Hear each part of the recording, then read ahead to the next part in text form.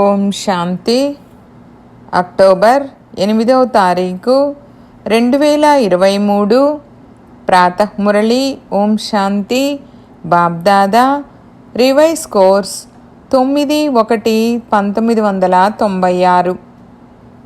ఈరోజు అవ్యక్త మహావాక్యాలు. బాబా చెప్తున్నారు, బాలకులు మరియు యజమానులనే స్థితి యొక్క నశాలో ఉండేందుకు మనసుకు రాజుగా అవ్వండి.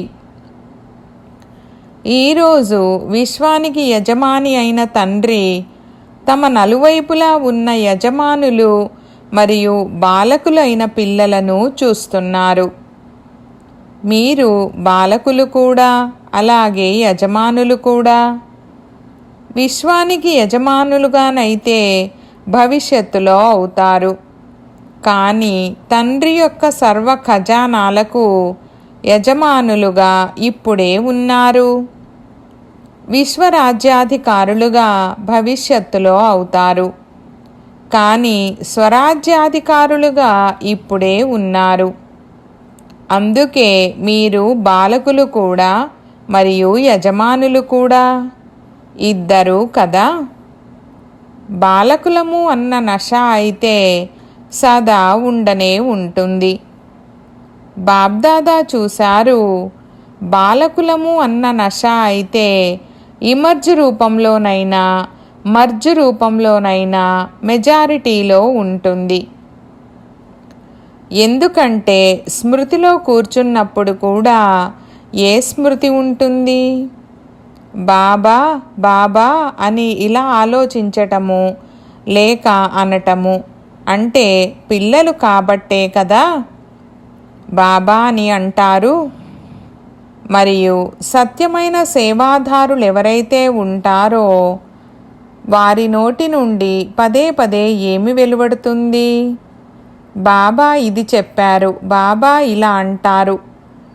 మొత్తం రోజంతటిలో చెక్ చేసుకున్నట్లయితే ఎన్నిసార్లు బాబా బాబా అన్న మాటను సేవలో ఉపయోగిస్తూ ఉంటారు. కానీ బాబా అన్న మాటను రెండు రకాలుగా అనేవారు ఉన్నారు. ఒకరేమో హృదయంతో బాబా అని అంటారు, మరొకరు జ్ఞానం యొక్క బుద్ధితో అంటారు.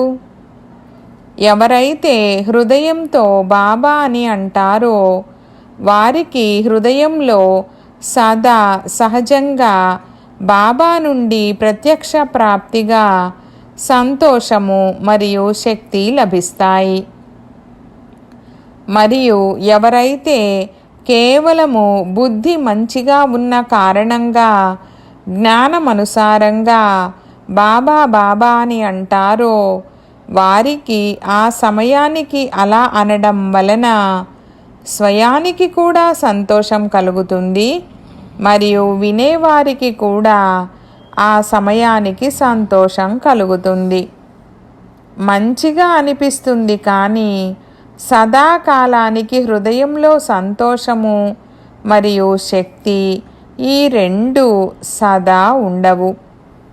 ఒక్కోసారి ఉంటాయి, ఒక్కోసారి ఉండవు. ఎందుకు? హృదయంతో బాబా అని అనలేదు. కావున బాబ్దాదా చూశారు, బాలకులము అన్న నిశ్చయము అందరికీ ఉంది, కానీ నశ ఒక్కోసారి ఉంటుంది, ఒక్కోసారి ఉండడం లేదు. మేము బాబాకు చెందిన వారము. ఈ నిశ్చయం ఉండటంలో మెజారిటీ బాగానే ఉన్నారు. మీరు ఎలాగూ బాలకులే, కానీ కేవలం బాలకులు మాత్రమే కాదు. బాలకులు మరియు యజమానులు కూడా డబల్ యజమానత్వం అంటే ఒకటి స్వరాజ్యాధికారి యజమానులు మరియు రెండవది తండ్రి యొక్క సర్వ ఖజానాలకు యజమానులు. ఎందుకంటే సర్వ ఖజానాలను నా వారసత్వం అంటూ మీవిగా చేసుకుంటారు. దాత అయితే తండ్రే, కానీ ఆ వారసత్వానికి మీరే యజమానులంటూ తండ్రి ఇచ్చారు. మరి ఈ వారసత్వం అందరికీ లభించిందా? కొందరికి తక్కువగా, కొందరికి ఎక్కువగా అయితే లభించలేదు కదా. అందరికీ ఒకే విధంగా లభించింది కదా. లేక ఒకరికి 1 కోటి మరియు ఇంకొకరికి 10 కోట్లు లభించాయి అన్నట్లయితే కాదు కదా. ఎందుకంటే తండ్రి ఖజానాలు అనంతమైనవి. ఎంతమంది పిల్లలు ఉన్నా కానీ తండ్రి ఖజానాలు అనేవి పంచడం వలన తక్కువయ్యేవి కావు. తెరిచి ఉన్న సంపన్న భాండాగారము ఉంది. కావున తండ్రి ఎవరికైనా తక్కువ ఎందుకు ఇవ్వాలి? ఉన్నదే పిల్లల కోసం అన్నప్పుడు కొందరికి ఎక్కువగా, కొందరికి తక్కువగా ఎందుకు ఇవ్వాలి? కనుక ఒకటేమో తండ్రి వారసత్వానికి అధికారులైన యజమానులు, మరియు 2 స్వరాజ్యానికి యజమానులు. మరి స్వరాజ్యం లభించిందా? రెండిటికీ యజమానులేనా? పక్కాయే కదా. మరి యజమానులుగా ఉంటూ ఎంత సమయము నడుస్తున్నారు? స్వరాజ్యం మా జన్మసిద్ధ అధికారమని అంటారు కూడా. అలానే అంటారు కదా. లేదా అది మహారథులకు జన్మసిద్ధి అధికారము, మాకు మాత్రం కొద్దిగానే ఉంటుందని అంటారా? స్వరాజ్యం యొక్క అధికారము అందరికీ లభించిందా, లేక కొద్దిగానే లభించిందా? ఈ విషయంలో పూర్తిగా దృఢంగా ఉండండి. కనుక చెక్ చేసుకోండి. స్వయం యొక్క సర్వ కర్మేంద్రియాలు ఆజ్ఞానుసారంగా ఉన్నాయా? కర్మేంద్రియాలనేవి రాజ్యాధికారి పిల్లలైన మీకు కర్మచారులు కదా. అవి యజమానులైతే కాదు కదా.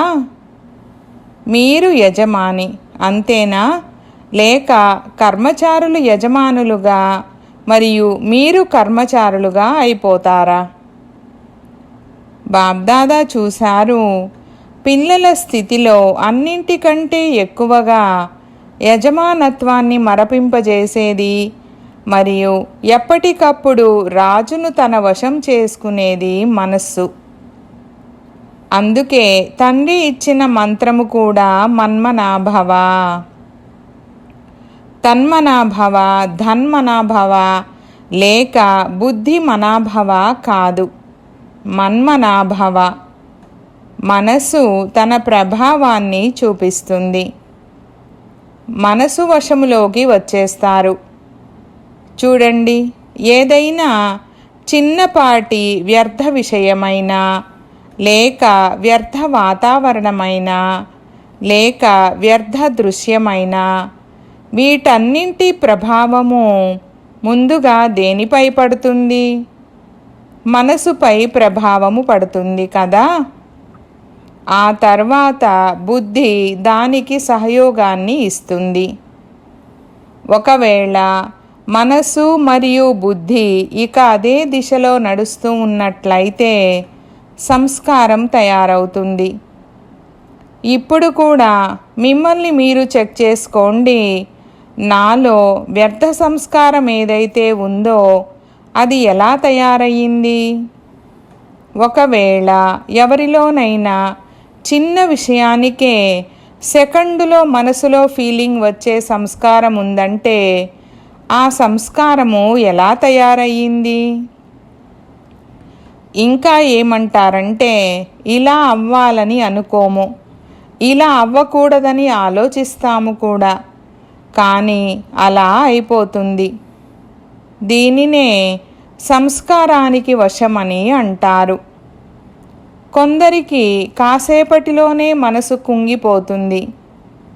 కొద్దిగా ఏదైనా చూశారు, విన్నారు అంటే మనసు కుంగిపోతుంది. అప్పుడు ఒకవేళ ఎవరైనా ఏమైందని అడిగితే ఏమంటారు?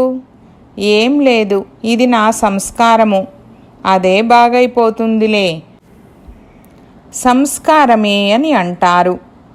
కానీ అది ఎలా తయారయ్యింది? మనస్సు మరియు బుద్ధి ఆధారంగా సంస్కారము తయారయ్యింది. అలాగే బ్రాహ్మణ సంస్కారాలు కానటువంటి రకరకాల సంస్కారాలు ఉంటాయి. బాబ్దాదా అనుకుంటారు, మీరెవరని ఎవరినైనా అడిగితే ఏమంటారు? బ్రహ్మకుమారులు లేక బ్రహ్మకుమారీలని అంటారు. మరి బ్రహ్మ పిల్లలు ఎవరైనట్లు? బ్రాహ్మణులు. కానీ వ్యర్థ సంస్కారాలకు వశమైనప్పుడు ఆ సమయంలో బ్రహ్మకుమారుల, బ్రాహ్మణుల లేక క్షత్రియులా? ఆ సమయంలో మీరెవరు? ఇలా కాదు, ఈ విధంగా కాదని ఒకవేళ మీతో మీరు యుద్ధము చేసుకుంటుంటే మీరు బ్రాహ్మణులా లేక క్షత్రియులా? చాలామంది పిల్లలంటారు, 2 రోజుల నుండి నా మనసులో సంతోషం మాయమైపోయింది, ఎందుకో తెలీదు. ఎందుకనేది వారికి లోపల తెలుసు, కానీ బయటకు మాత్రం ఎందుకో తెలీదని అంటారు. మరి ఆ 2 రోజులు బ్రాహ్మణులా లేక క్షత్రియులా? సంతోషం మాయమైపోయిన వారు బ్రాహ్మణులా? మరి ఒక్కోసారి క్షత్రియులుగా ఒక్కోసారి బ్రాహ్మణులుగా అవుతున్నారా? అందరూ మేము యజమానులమని అన్నారు కదా, మరి ఆ సమయంలో మీరేమిటి, యజమానులా లేక పరవశులా? కావున బాబ్దాదా చూశారు, యజమానత్వాన్ని కదిలించేది విశేషంగా మనస్సు. మీరు స్వరాజ్య అధికారులైన రాజులు, మనస్సు మీ మంత్రి లేక మనస్సు యజమాని మరియు మీరు మంత్ర. మీరే రాజు కదా, మనస్సు అయితే రాజు కాదు కదా, అది మంత్రి సహయోగి. కావున మనసుపై యజమానత్వం అనేది సదా ఉండాలి. అప్పుడే స్వరాజ్యాధికారి అని అంటారు. లేదంటే ఒక్కోసారి అధికారులుగా ఒక్కోసారి ఆధీనులుగా ఉంటారు. దీనికి కారణమేమిటి? ఎందుకని పరివర్తన జరగడం లేదు? ఇది అర్థం చేసుకుంటారు కూడా, అయినా సంస్కారానికి వశమైపోతారు. అందుకే మొదట మనసును కంట్రోల్ చేసుకోండి. మేము రాజు అని అంటారు, కానీ రాజు అంటే రూలింగ్ పవర్, పరిపాలనా శక్తి కలవారని అర్థము. ఒకవేళ పేరేమో రాజు, కానీ పరిపాలనా శక్తి లేకపోతే వారి పరిస్థితి ఎలా ఉంటుంది? వారి రాజ్యం నడుస్తుందా? నడవదు. కనుక పరిపాలనా శక్తి ఎంత శాతం వచ్చింది, ఇది చెక్ చేసుకోండి. ఒక పొరపాటును చాలా ఎక్కువ చేస్తుంటారు. దాని కారణంగా కూడా సంస్కారాలపై విజయాన్ని పొందలేకపోతారు. చాలా సమయం పడుతుంది. రేపటి నుండి చెయ్యమని అనుకుంటారు, కానీ ఆ రేపు వచ్చేసరికి ఈరోజు కన్నా రేపటి విషయం పెద్దదైపోతుంది. అప్పుడు ఏమంటారంటే, నిన్నటిది చాలా చిన్న విషయం కదా, ఈరోజుది చాలా పెద్ద విషయము. అది పెద్ద విషయమైన కారణంగా ఏదో కాస్త జరిగింది, తర్వాత సరిచేసేస్తానులే. ఇలా అంటూ పెద్దవారికి మరియు తమ హృదయానికి ఓదార్పునిచ్చుకుంటారు. ఈ విధంగా ఓదార్పునిచ్చుకుంటూ గడిపేస్తారు. కానీ ఇది ఓదార్పు కాదు, ఇది మోసము. ఆ సమయంలో కాసేపటి కోసం స్వయానికి మరియు ఇతరులకు అంతే, ఇప్పుడిక బాగైపోతామని ఓదార్పునివ్వడం అంటే అది స్వయాన్ని మోసం చేసుకునే అలవాటును దృఢంగా చేసుకుంటున్నట్లు. అది ఆ సమయంలో అర్థం కాదు, కానీ ఎప్పుడైతే ప్రాక్టికల్గా మోసపోతారో అప్పుడు అవును ఇది మోసమే అని అర్థం చేసుకుంటారు. కనుక పొరపాటేమి చేస్తున్నారు? చిన్నవారైనా లేక పెద్దవారైనా ఒకరికొకరు శిక్షణను ఇచ్చుకునేటప్పుడు ఏమంటారు? ఇది నా స్వభావము, నా సంస్కారమని అంటారు. కొందరికి ఫీలింగ్ యొక్క సంస్కారము, కొందరికి పక్కకు తప్పుకునే సంస్కారము, కొందరికి పదే పదే పరచింతన చేసే సంస్కారము, కొందరికి పరచింతన వినే సంస్కారము, ఇలా రకరకాలుగా ఉంటాయి. వాటి గురించి అయితే తండ్రి కంటే ఎక్కువ మీకే తెలుసు. కానీ బాబ్దాదా ఏమంటారంటే, దేనినైతే మీరు నా సంస్కారమని అన్నారో అది మీదా? అది ఎవరిది? రావణుడిది. మరి నాది అని ఎందుకన్నారు? ఎప్పుడూ కూడా ఇవి రావణ సంస్కారాలని అనరు, నా సంస్కారాలనే అంటారు. ఈ నాది అన్న పదమే పురుషార్థాన్ని ఢీలా చేస్తుంది. ఈ రావణుడి వస్తువును లోపల ఎందుకు దాచిపెట్టుకున్నారు?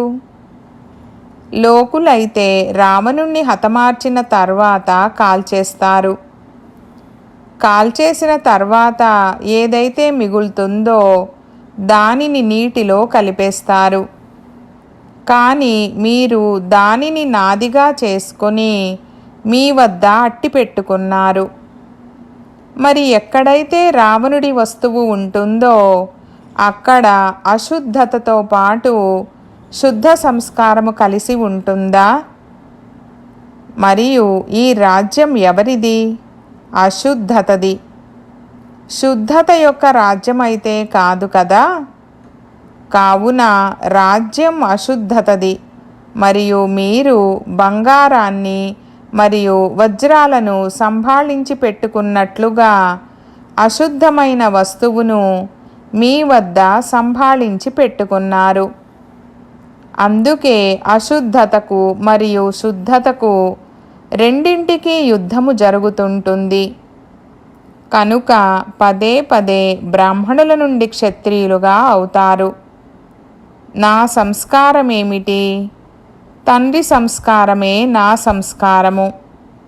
అందులోనూ విశేషంగా విశ్వకళ్యాణకారి, శుభ చింతనధారి, అందరి పట్ల శుభభావన, శుభకామనధారి. ఇవి నా అసలైన సంస్కారాలు. మిగిలినవి నావి కావు. మరియు లోపల దాగి ఉన్న ఈ అశుద్ధత ఉంది కదా, ఇదే సంపూర్ణంగా శుద్ధంగా అవ్వడంలో విఘ్నం వేస్తుంది. అందుకే తయారవ్వాలని అనుకుంటారు, లక్ష్యాన్ని పెట్టుకుంటారు. కానీ ప్రాక్టికల్లోకి వచ్చేసరికి తేడా వచ్చేస్తుంది. మెజారిటీ ఆలోచించారు, చాలామంది సంకల్పం కూడా చేశారు, రాశారు కూడా. ఈ డైమండ్ జుబ్లీలో తండ్రి సమానంగా డైమండ్గా అవ్వాల్సిందే అని. మరి ఈ సంకల్పం ఉందా లేక ఆలోచించాలా? ఆలోచించాలంటే ఆలోచించుకోండి, కానీ నెంబరు వెనుక లభిస్తుంది. నానుడి కూడా ఎవరు చేస్తే వారు పొందుతారని ఉంది, ఎవరు ఆలోచిస్తే వారు పొందుతారని కాదు కదా. సంకల్పాలనైతే చాలా బాగా చేస్తారు. బాబ్దాదా కూడా అవి చదివి విని సంతోషపడతారు. కానీ ఈ రావణుడి వస్తువునేదైతే దాచిపెట్టుకున్నారు కదా, అది మనసును యజమానిగా అవ్వనివ్వదు. నా అలవాటు, నా స్వభావము, నా సంస్కారము, నా నేచర్, ఈ రావణుడి ఆస్తినంతటినీ మీతో పాటు హృదయంలో పెట్టుకుంటే ఇక మనోభిరాముడు ఎక్కడ కూర్చుంటారు? రావణుడి ఆస్తిపై కూర్చోవాలా? అందుకే ఇప్పుడు వీటిని తీసేసేయండి.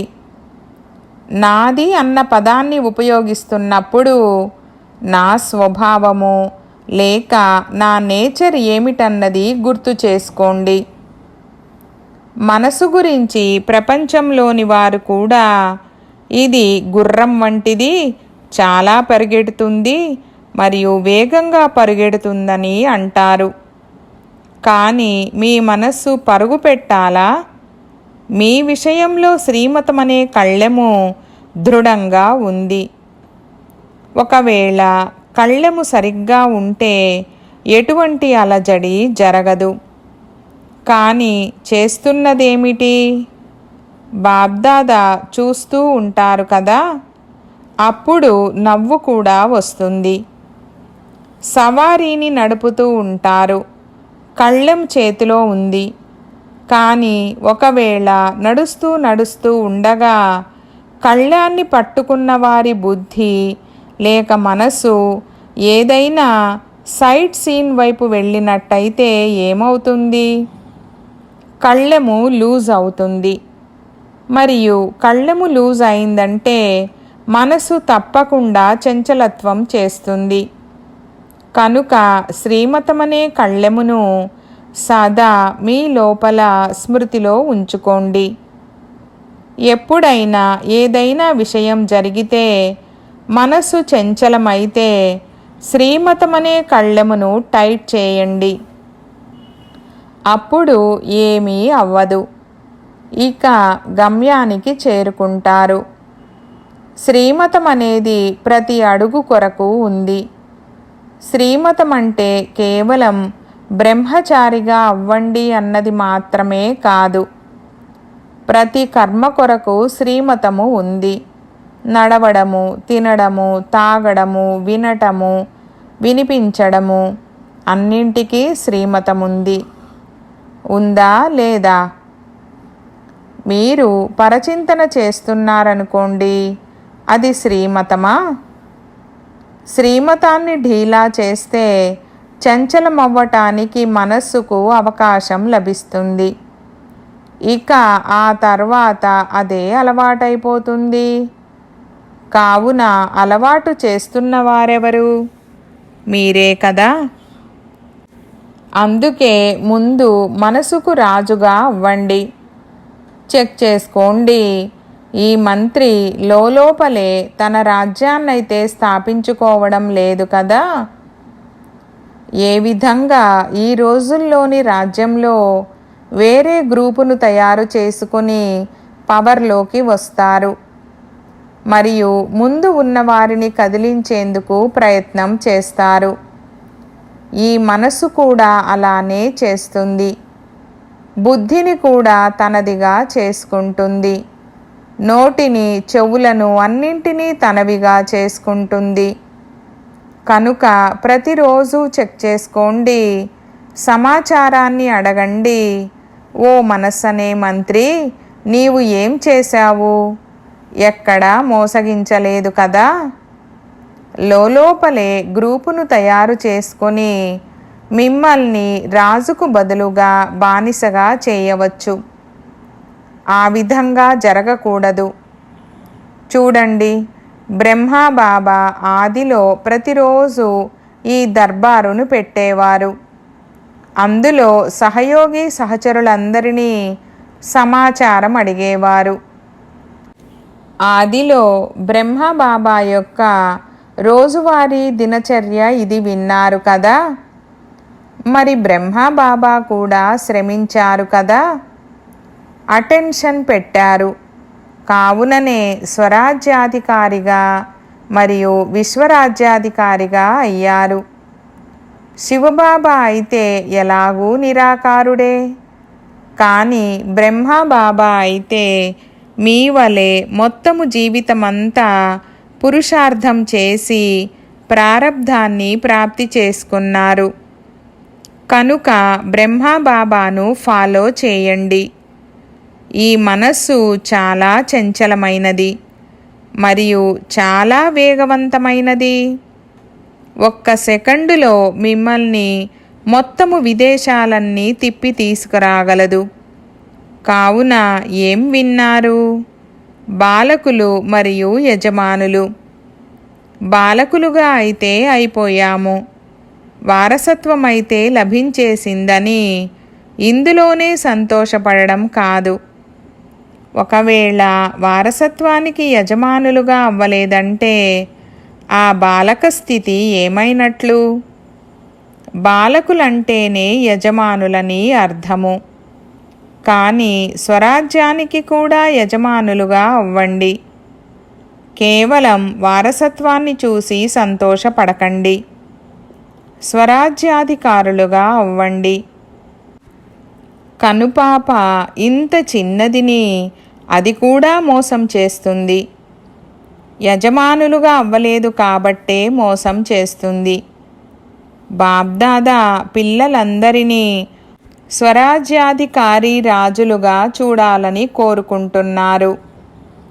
అధికారులనేవారు ఆధీనులుగా ఉండరు. అర్థమైందా? ఏమవుతారు?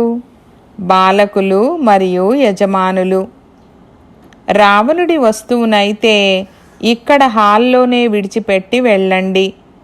ఇది తపస్యా స్థానము కదా.